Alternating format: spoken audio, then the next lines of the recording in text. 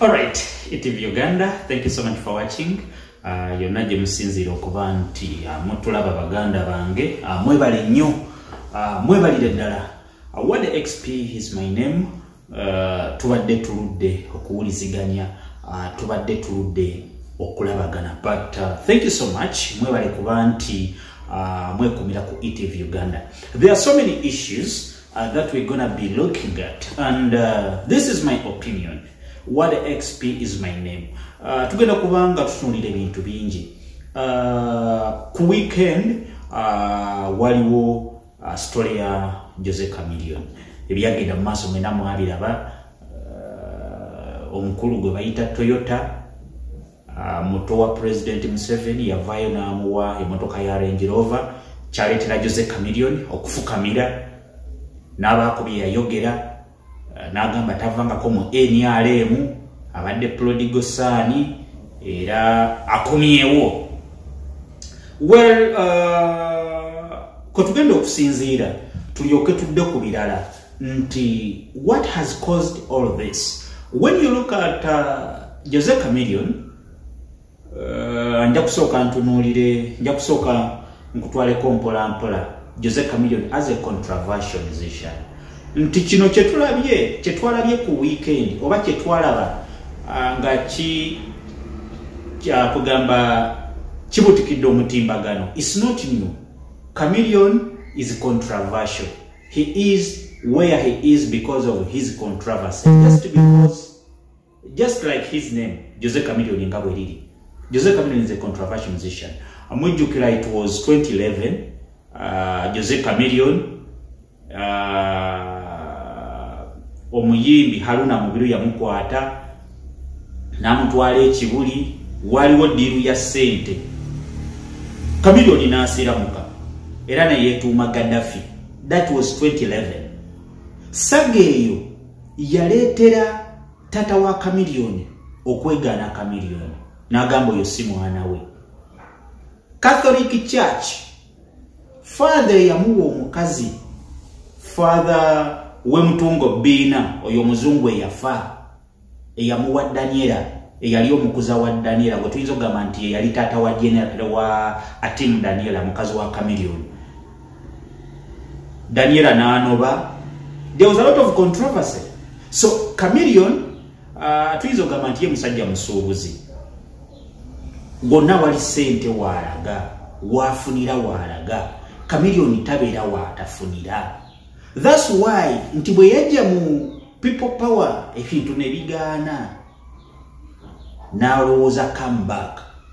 Era mulabye ebibaddewo, simanyi super ne bakolaawo, waliwo Uganda Musicians Association ne bakola simanyi superstars, okitegedde. So basically Chameleone nga anoonya come back wawalagira abasajja bali, okitegeera. So basically oyinza okunenyaamu COVID nti possibly COVID has had an impact on how people are living their lives. Bw'otunuulira embeera abantu mwe batambulira.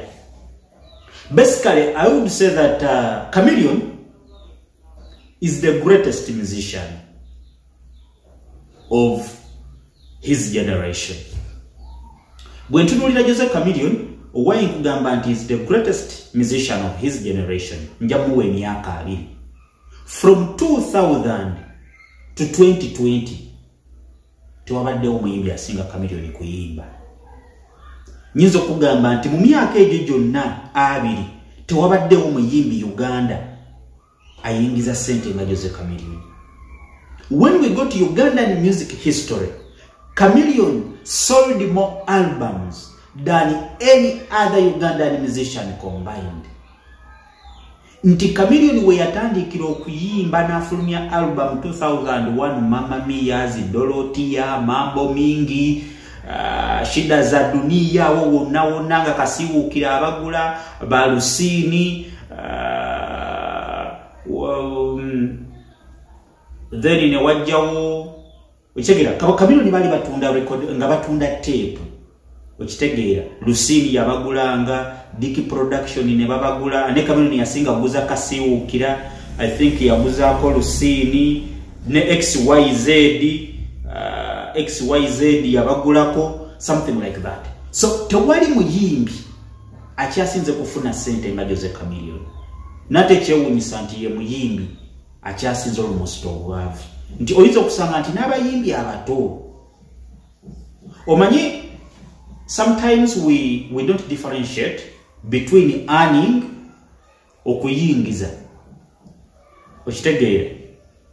Some people earn a lot of money ne basigala nga baavu. Some people earn very, very little money. Naye ate entonezo ne bazikozesa. I will give you an example of Sweet Kid. Sweet Kid yajja mu music, I think around 2013 there, nakuba ekintu kye n'akivaamu. Tuyinza okugamba nti Sweet Kid teyagwa. Naye amanya nti endongo weetuuse ekalubyemu. Kanji nsooke ngiveemu. Okitegeera nadde ebbali. Basically, this is where Chameleone is losing it all. Nti Chameleone sijja kigana, he is a superstar. Yayagala okuva mu ndongo agezeko politics.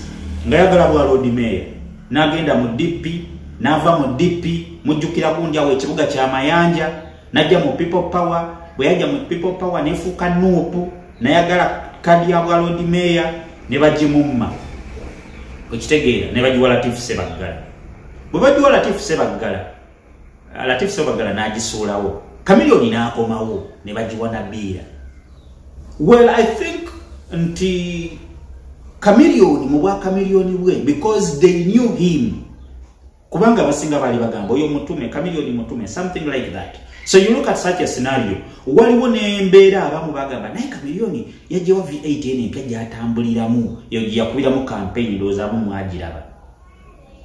It was COVID, no one was earning. Then other people brought up a lot of questions. Ne babuuza naye Chameleone yasobodde atya okutwala family ye mu America yonna, omukyala n'abaana baddemu okusoma.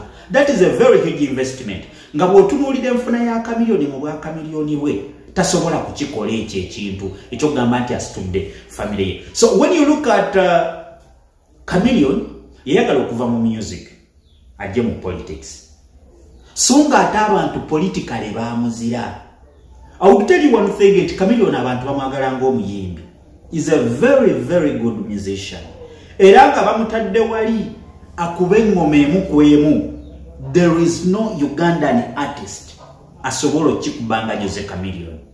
With that, I give him my humble respect. I respect Jose Chameleone.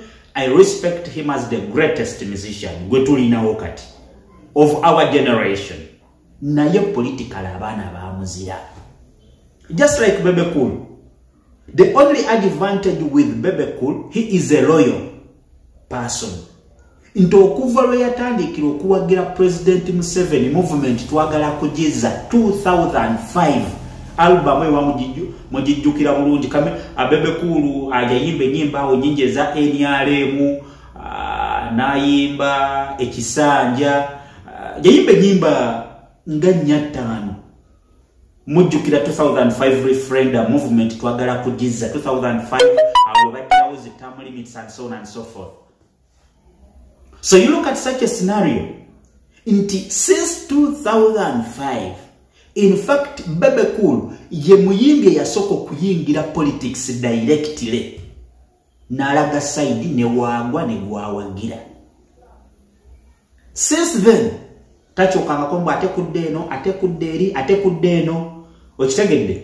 So Bebe Cool tetuyinza gamba nti mujjukira bulungi ne 2006 bidandisali yesimbawo tata wa Bebe Cool. Bebe Cool yagana okuwagira tatawo. So on that aspect, I give Bebe Cool credit.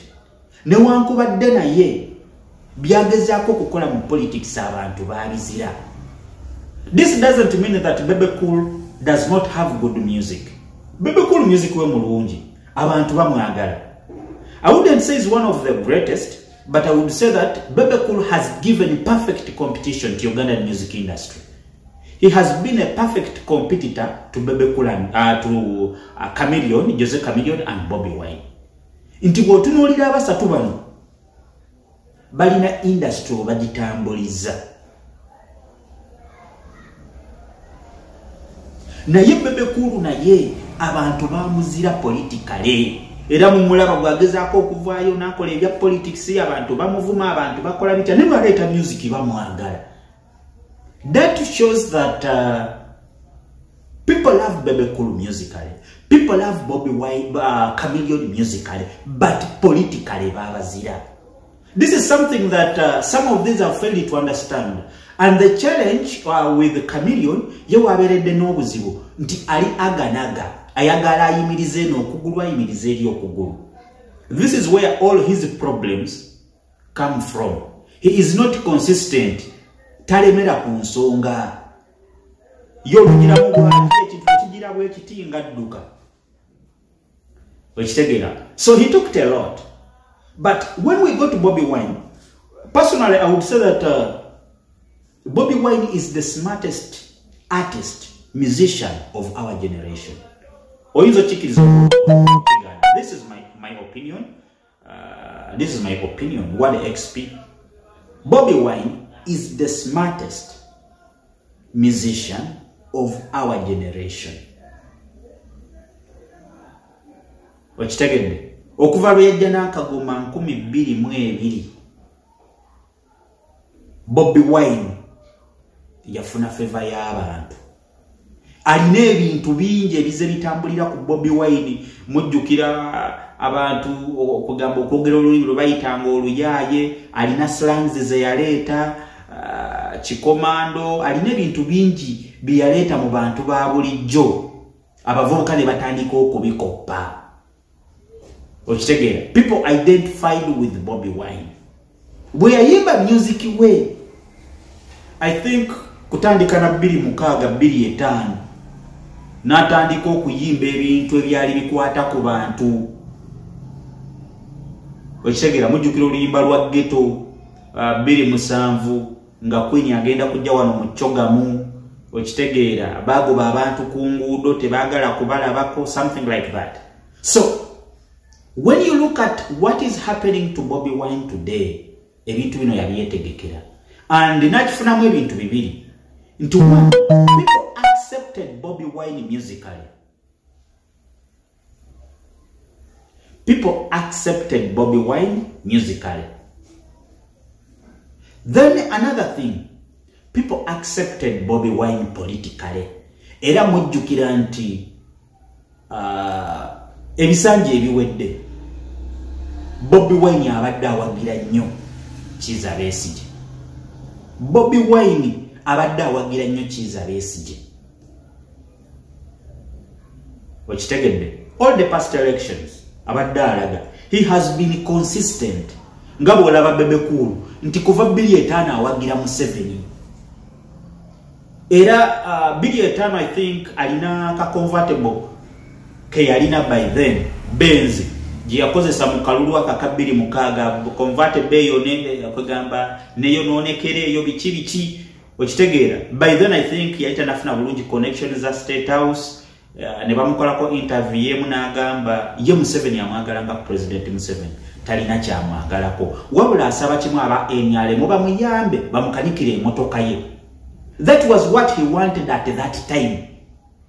Abayimbi bayite banategeera nti politics bw'obeera ku side eno oba side eri osobola okukikuba n'ojja mu kokka sente. So what is the challenge here? When you try to look at all of these aspects, ogenda okukiraba nti there is some bad blood.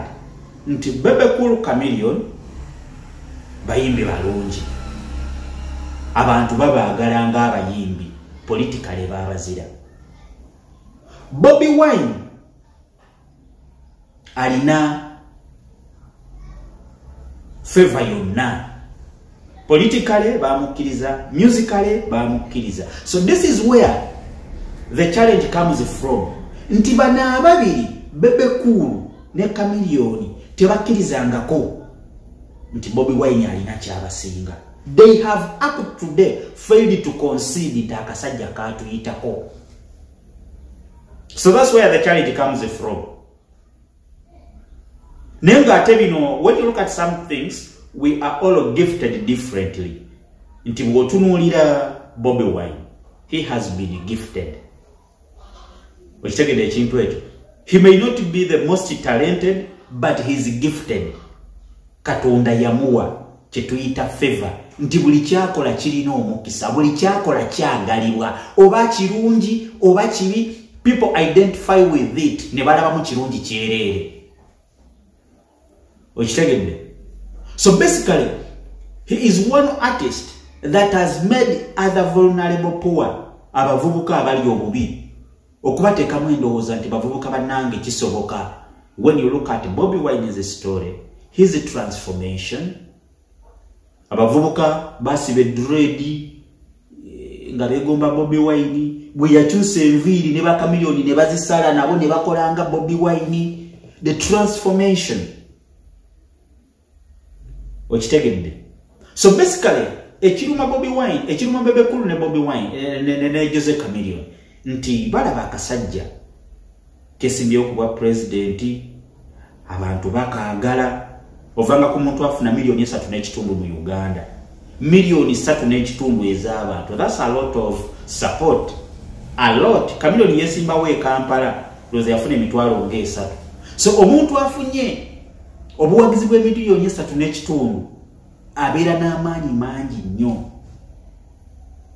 So kati abasajja badda ku drawing board, Chameleone alaba biganya agamba people power kirabika tekijja kukola. I have to try and see a comeback. Given the fact that abayimbi tebayimba, they need survival. So bateekawo buli alina kye yeetaaga, buli ayagala ekyokufuna ogenda ggulu. The Gulu trek mwena mugimanyi. Okitegeera okulaba Mr. Gulu.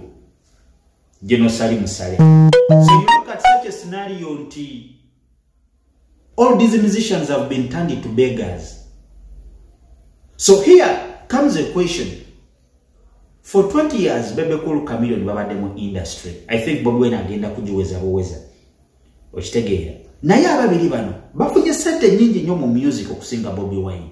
Naye ate bw'otunuulira ebiragikako eri abantu, Bobi Wine abasinga okubaako ne kyalaga. Omanyi omuntu okubeera awo nga yes okoze erinnya obaddewo ninga tolina kyolaga abantu nti bannange emyaka 2 gye mumpagidde nkoze kino ne kino, oba wano wenzije ekikumi.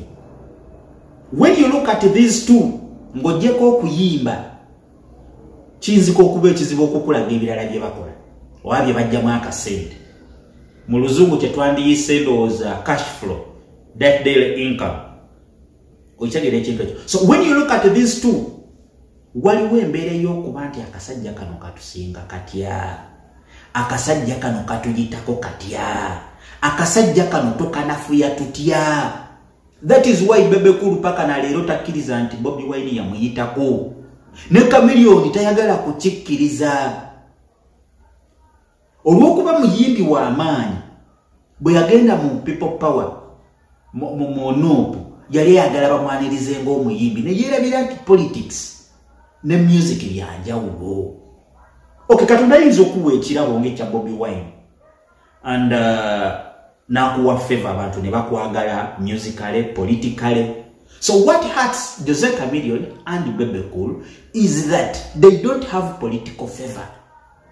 Balaba Bobi Wine yatandikanga boba superstar alina political favor, alina music favor. Bagamba let's go back to the drawing board. Kino tukimazeewo tutya.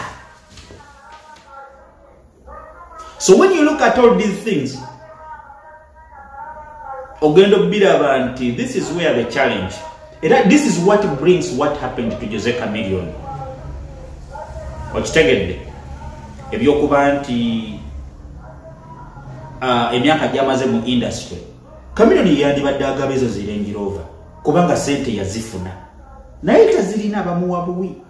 At his age, at his status, okitegedde Chameleone muyimbi wa amaanyi, muyimbi wa kitiibwa. But there is one thing, he does not respect his brand. Brand nga yo Chameleone boyogera erinnya ddene nnyo. Nibo bakuleetera omuyimbi Chameleone ne byakola ogwamu amaanyi. I think ekyo Bebe Cool kyamusingako nti Bebe Cool kizibu musanga okitegeera mu bifo ebitategeerekeka ng'ayambadde ebitategeerekeka. Bebe Cool is a brand. He branded himself. Era bw'omusanga osanga artist yajjudde. Okitegeedde newankubadde amala kwogera n'olyoka omanya nti bulijjo ono ye Bebe Cool. But bw'aba tayogedde n'omusanga wonna w'omusanze Bebe Cool aba Bebe Cool nga artist ajjudde omuyimbi eyeegombesa okulaba ne Chameleone bw'omusanga ogwamu amaanyi. He does not take care of his brand. Tamanyi nti eriye business ye. That is why always these guys bamukozesa ensobi. This is my opinion. Osobola okuteekawo muganda wange comment yo and I will be so much grateful. This is my opinion. Eno ndowooza yange nawe osobola okumpa eyiyo okitegedde. So you look at Bebe Cool, Bobi Wine, Chameleone, Bebe Cool, abantu babagaana politically, musically, they love them. That is why Kenzo bwe yakigezesa ne bamukuba amajja amavundu yadde mabega ne yekonsolinga. That is why even mu kalulu akawedde kano Kenzo yasirika n'amanya nti I think I may lose it all. Cause one, bw'otunuulira Kenzo abantu ba Bebe Cool Chameleone tebalina nnyo kye baloozinga. Bo already bali mu tugambe tuti abali mu myaka gyabwe egisembayo musically. Okitegeera tebalina kye bafiirwa. Abamuyita n'amuwadde miliyoni 5 bisatu. But when you look at Kenzo, he still has a bright future. So if he spoils his career politically, abantu bajja muddukako. Cause all these people are the same. Newankubadde waliwo abantu abayinza okuwagira musically, politically ne batafanya okundowooza yo. Naye ate okusinziira ku mbeera eriwo mu ggwanga, singa obeera ku side etali y'abantu, abantu ba bulijjo be bajja mu bivvulu by'abasajja bano. Era abantu ba bulijjo be bagaggawaza abasajja bano. Era buli muntu wa bulijjo nga wali oguze ku music, wali ogenzeko mu kivvulu, ocontributize ku bugagga bw'abayimbi abo, gwe boosi waabwe. If you don't come for their concerts, they wouldn't be driving those crazy machines they have, ezo Range Rover, all those beautiful cars. They wouldn't be driving them. But because of your continued support, which so eyendowooza yange baganda bange. Nenga basically byonna byabadde okujoza Chameleone, it takes us back to what is happening in the industry and Uganda's economy as a whole. Nti when you look at Uganda, we have over 40 million people. Now, Bonaba Gaggawale, Simani Operation Wealth Creation, people are trekking to Gulu. Okufuna ye byamagero, okufuna yo sente ze batakoleredde. Well, I'm not against people being given money or handouts, whatever you may call them. But the fact that all 40 million people cannot go to Gulu. And even if we all went to Gulu, that money cannot really support all of us. So what is the easiest way? Instead of giving that money in Gulu to a few people, it would be better if our government really understood what is the problem at hand. Okitegeedde, government yaffe yandibadde etereezaamu. Tuli mu muggalo, abantu tebakola, tuli mu recovery, business abali bazikoze ne zigwa, bagezaako kwetereza. Now, let's help our people. Instead of giving them handouts, tutereezeemu, emisolo tugikendeeze, tuteekewo embeera esobozesa omuntu wa bulijjo okukola. Kubanga ffenna tebajja kutuwa. Ezo gavumenti sente tezirina. Ne bwenegamba nti ewadde abayimbi luli bawa miliyoni 10, zibalemye okukozesa kubanga zakwewola ate bazizzeeyo. Naye ate singa babadde baguddewo ko industry, some of them are running mad. mwalabye ekiri ku muganda waffe Jami Culture abayimbi enjala ebaluma enjala ebatira mu mayumba tebalina kyakulya balandilodi baba banja babagobye mu mayumba. So you find out that right now we are looking at survival. Abayimbi bano tuteekewo embeera gye basobola okubeerawo kuba bino ebyokutuwa emmere simanyi mitwalo 10 ezo sente tezirina kyezikuyamba ng'omuntu wa bulijjo. My name is Wade XP, my opinion ene badde endowooza yange osobola okuteekawo comment yo ku byenjogedde naye nga basically abakulembeze baffe abetwalonda baali badde batunuulira embeera bannayuganda mwe batambulira nti abayimbi baffe nze kya Chameleon okufukamira okwebaza abalala bakiise kyampisa but personally to a brand like Chameleon, I think they disgraced him. Bamuswaza, bamulabisa. Okitegeera. At Chameleon's age, no one could define the other day over Davido ngalina bafukamiridde yebasewa, see something like that. You look at how was it done? Was that Range Rover given in good faith? If someone says a statement, ntikenzira mukusanga ngo yambadde ebyo bi red nja kutomera oveewo. If someone makes such a statement, I don't know whether it was just an overstatement, kyabadde kyakusaagirira busaagirizi, or it was a reality. So basically, that's what I had for today. Ambagala nnyo baganda bange. Every day tugenda kubanga tutunulira ebintu ebiriwo baganda bange. Thank you so much for watching. I am Wade XP, my opinion ndowooza yange. Nawe video bw'ojjira mu muganda wange teekawo comment yo atubeerenga atutambulira wamu. Omukama Katonda abankumire mbaagala nnyo.